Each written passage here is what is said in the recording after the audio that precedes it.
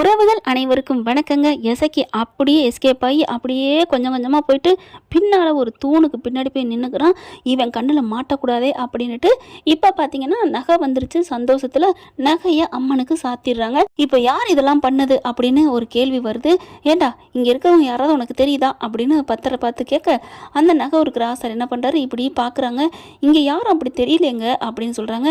டேய், நீ வரைஞ்சி கொடுத்துருக்கல, இதில் ஏதாவது தெரியுதான்னு பாரு அப்படின்னு ஒவ்வொருத்தவங்களா பார்க்க, யாருமே எனக்கு தெரியலங்க, அந்த ஆள் தெரியலங்க, அவன் கரெக்டாக கொஞ்சம் ஹைட்டாக இருப்பார், முடி வந்து சுருண்ட முடியாக இருக்கும், விபூதி வச்சுருந்தாங்க, கண்ணு கொஞ்சம் உள்ளுக்க போயிருக்கும், அப்படி இப்படின்னு கரெக்டாக எசக்கி அடையாளத்தை சொல்லிக்கிட்டே இருக்காங்க. அப்படியே சிந்துக்கு ஒரு மாதிரியாக இருக்குது. கண்டுபிடிச்சி கொடுக்கணும், கண்டுபிடிச்சி அந்த ஆள் யாருன்னு தெரியலன்னா இன்னும் முழுசாக நமக்கு நம்ம மேலே இருக்க பழி போகாதே. ஏன்னா நகை வந்துருச்சு, ஆனால் நகையை நான் கொடுத்தேன்னு கூட இங்கே எல்லாரும் சொல்லலாமே அப்படின்னு சொல்லிக்கிட்டு இருக்கீங்க நினச்சிக்கிட்டு இருக்காங்க நம்ம சிந்து. ஆனால் மகா இருந்துட்டு இந்த நகை இவளே கூட ஒரு ஆம்பளைட்ட கொடுத்துருக்கலாம்ல அப்படின்னு சொல்ல, என்ன சின்னம்மா சும்மா இருக்க மாட்டீங்களா அப்படின்னு ஆர்வம் சொல்ல, இங்கே பாருப்பா நான் உண்மையை தான் சொல்கிறேன், இவன் ஒரு ஆளை பிடிச்சி கொடுத்தா என்ன, அதில் என்ன குறைச்சல் இருக்க போது, அவளே கொடுத்துருந்துருக்கலாம், அப்போ நடிக்கிறா இப்போ அப்படின்னு சொல்ல, ஐயோ அத்தை அப்படிலாம் சொல்லாதீங்க அத்தை, நான் எதுவுமே அப்படிலாம் செய்யலை, நான் ஏன் அத்தை அப்படி செய்யணும், அப்படி கொடுத்துட்டு அந்த நகையை வச்சு நான் எத்தனை நாளைக்கு வாழ முடியும், எனக்கு தேவை டாக்டர் வேணுங்கிறப்ப இப்படி நான் நகையை திருடுனா என்னை எப்படி ஏற்றுப்பாங்க என் அத்தை, நீங்களே சொல்லுங்க அத்தை அப்படின்னு அழுகிறாங்க. இந்த பொண்ணு சொல்கிறதும் சரிதாம்மா அப்படின்னு சொல்கிறாங்களா. அன்னபூர்ணிக்கு ஒன்றுமே புரியல, யாரை என்ன சொல்கிறது, ஆனால் நகை வந்துருச்சு அது வரைக்கும் சந்தோஷம் அப்படின்னு நினைக்கிறாங்க. இப்போ என்ன பண்ணுறாங்க, சிந்து வந்து மகா தாங்க அடிச்சு பேசுது, நீ தாண்டி பண்ணியிருக்கணும், நீ தாண்டி எவன்ட்டே கொடுத்துருக்குற, அந்த ஆள் யாருடி, என்ன உங்கள் அப்பனை வர வச்சியா அத்தை அப்படின்னு கத்துறாங்க. அன்னபூர்ணிக்கும் கோவம் வருது. மகா என்ன நீ பேசுகிற, நடராஜ அண்ணன் எவ்வளோ தங்கமானவர் தெரியுமா, தங்கமானதான் இப்படி தகரத்தை பெற்று அனுப்பியிருக்காரு, என்னமோ இந்த அம்மா மட்டும் பெரிய வைடூரியம் மாதிரி ரொம்ப பேசுது மகா. அப்போ பார்த்து அழுகுறாங்க சிந்து.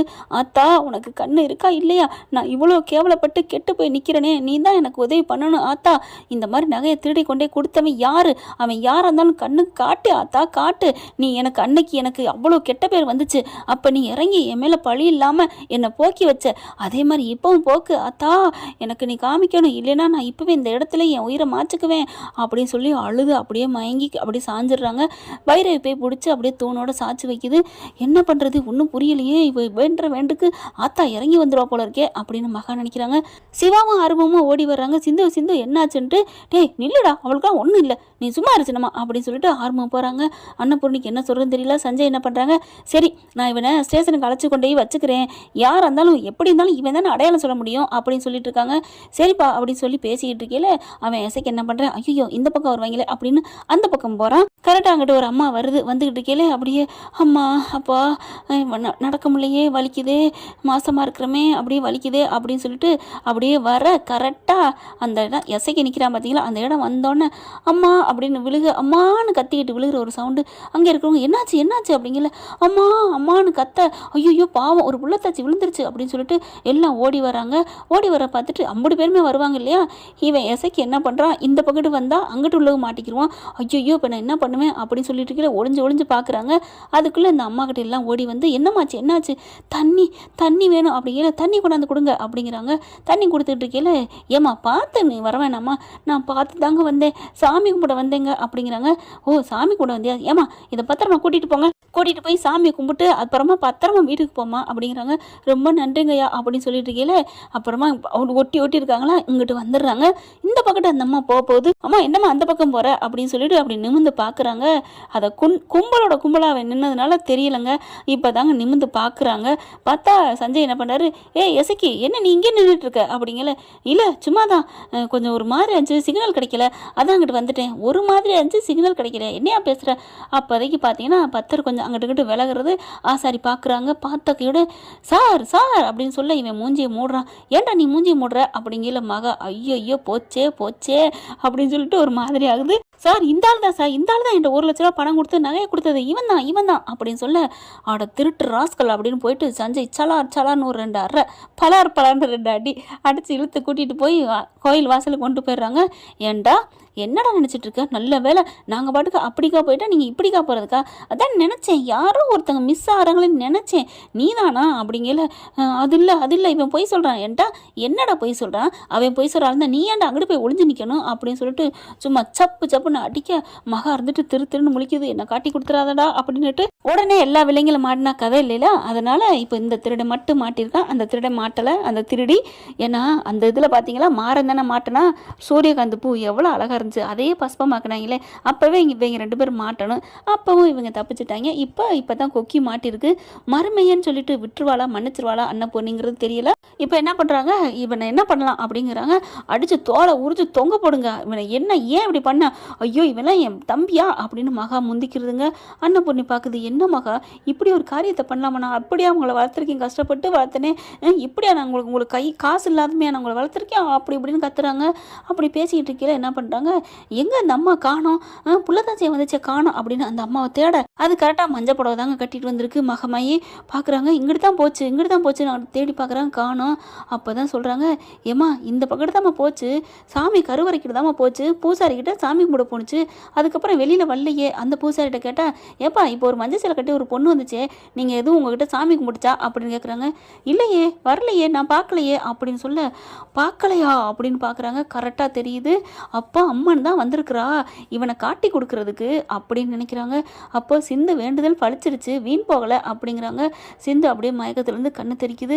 கண்ணை திறந்துட்டு என்னாச்சு என்ன நடக்குது அப்படின்னு கேட்க, அங்கே நடந்ததெல்லாம் ஓரலாக சொல்கிறாங்க. ஆறுமுகம், அப்படியா திருடது யாரும் கண்டுபிடிச்சாச்சா, யாரு அந்த படவை யாரு சொல்லுங்க, அவனை நான் சும்மா விட மாட்டேன், இந்த கையால் அவனை கொண்டு போடணும், எங்க அப்படிங்கல.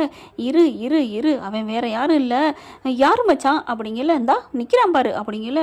கையை பிடிச்சிக்கிட்டு போலீஸ் நிற்கிறாரா, அதை பார்த்துட்டு எசக்கியா அப்படின்னு சொல்ல, ஆமாம், அட பாவி நீனே இப்படி பண்ணதா, நீ பண்ணிட்டு கல்லூரி மங்க மாதிரி நின்றுட்டு ஏன் மேலே பழிய போட்டியடா பாவின்னு அப்படியே நெஞ்சில் போய் அடிக்கிறாங்க சிந்து. அதுக்கப்புறம் மகனால் ஒன்றும் பண்ண முடியல, ஏன்னா திருடனுக்கு தேல் கொட்டினா ஒன்றும் பண்ண முடியாதுல்ல. இப்போ என்ன பண்ணலாம் அப்படின்னு அன்னபூர்ணிட்ட கேட்க, நீங்கள் இந்த மாதிரி ஒரு திருட்டு நடந்தால் நீங்கள் என்ன ஆக்ஷன் எடுப்பீங்களோ அதை எடுத்துக்கோங்க சார் அப்படின்னு சொல்லிடுறாங்க. ஓகே மேடம் நாங்கள் கூப்பிட்டு போகிறோம் அப்படின்னு சொல்லிட்டு எஸ்ஐகே கூப்பிட்றாங்க. ஐயோ அக்கா அப்படிங்கல, நான் பார்த்துக்கிறேன்டா, ஏதாவது பண்ணுறேன் போய் தோலை, என்ன பண்ணுறது, என்னையை கோர்த்து விடாமல் இருந்தால் சரி, அவள் மருமைன்னு சொல்லி எடுப்பா எப்படியும் அப்படின்னு சொல்லிட்டு சமாதானப்படுத்துது மகா.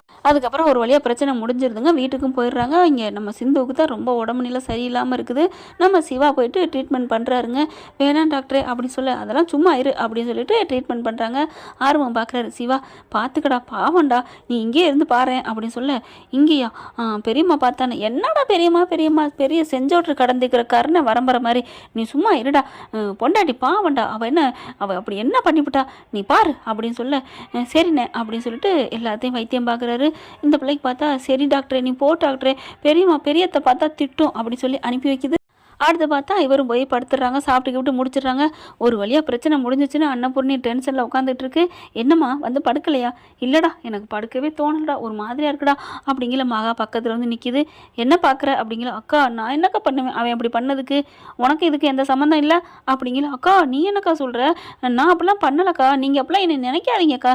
இல்லையே நீங்கள் 2 பேரும் நகமும் சதையுமா இருப்பீங்க, அவன் இவ்வளோ பெரிய வேலை பார்த்துருக்கேன், உனக்கு தெரியாமல் நடந்திருக்கும். அக்கா சத்தியமாக நம்ம கும்பிட்ற குலசாமி சத்தியமா நான் எதுவுமே பண்ணலக்கா, அப்போ எனக்கு எதுவுமே தெரியாதுக்கா அப்படின்னு சொல்லல. பெரிய பள்ளி தலையில நச்சுன்னு விழுகுது மகா மேல. ஐயோ அம்மா அப்பா அப்படின்னு கத்துது. சத்தியம் பண்ணல, அதான் காமிச்சு கொடுக்குது சாமின்னு ஆர்வம் நினைக்கிறாரு.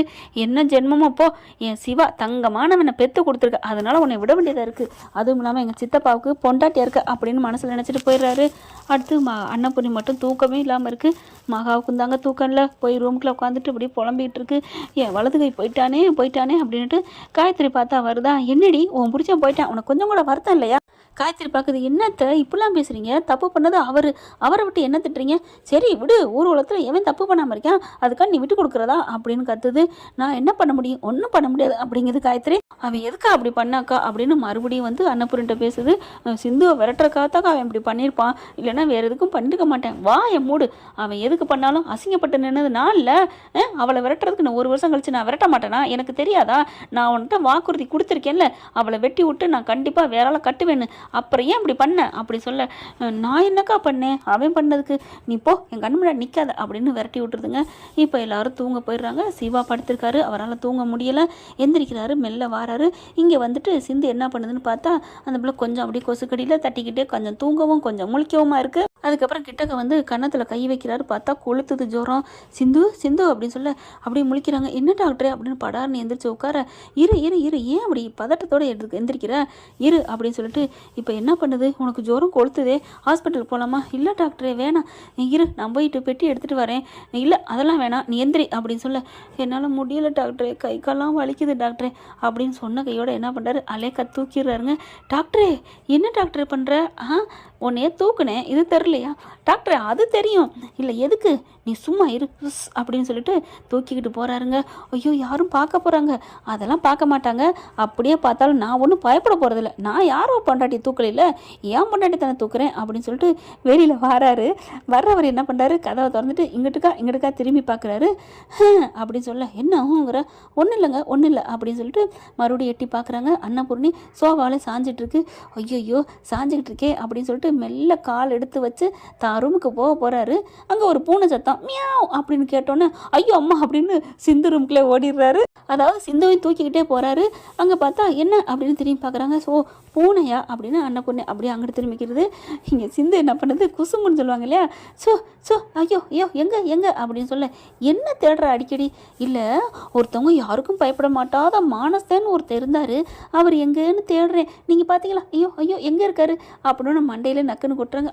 டாக்டரே ஏற்கனவே வலிக்குது டாக்டரே, அடிச்சுட்டாங்க டாக்டரே, நீ வேற அப்படின்னு சொல்ல, ஐயோ சாரிடி அப்படின்னு சொல்லிட்டு, பின்ன என்ன பயப்பட மாட்டோமா? அப்படி தான் சொல்லுவோம், அதுக்காண்டி பயம் இருக்குத்தானே செய்யுது. இப்போ நீ வேதம் பயப்பட மாட்டேன்னு சொல்லுவேன், இப்போ போய் அண்ணன் அம்மாட்ட போய் பேச முடியுமா? ஐயோ முடியாதுப்பா சாமி அப்படின்னு சொல்ல, அப்புறம் என்ன வாயை மூடு அப்படின்னு சொல்லிட்டு மெல்ல மறுபடியும் தூக்கிக்கிட்டே போகிறாருங்க. தூக்கிக்கிட்டு ஒரு வழியாக தான் ரூமுக்கு போயிடுறாரு.